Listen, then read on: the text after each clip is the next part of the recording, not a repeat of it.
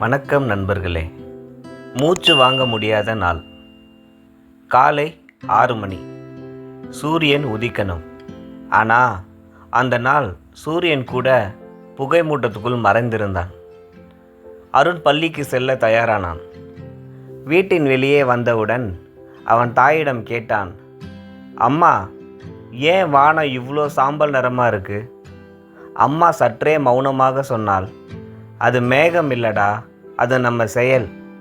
கார்கள் நிறைந்த சாலை, ஒவ்வொரு வண்டியும் கருப்பு புகை வெளியேற்றி கொண்டே இருந்தது.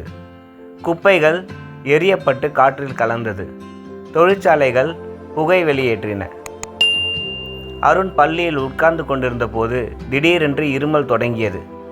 மற்ற மாணவர்களும் அதே நிலை.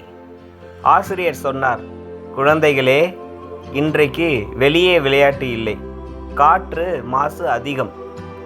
வீட்டிற்கு வந்தபோது அருண் மீண்டும் கேட்டான், அம்மா, நாம் மூச்சு வாங்குகிற காற்றையே கெடுத்துட்டோமா? அம்மாவின் கண்களில் நீர். மூச்சு வாங்குகிற காற்று நம்ம வாழ்க்கை.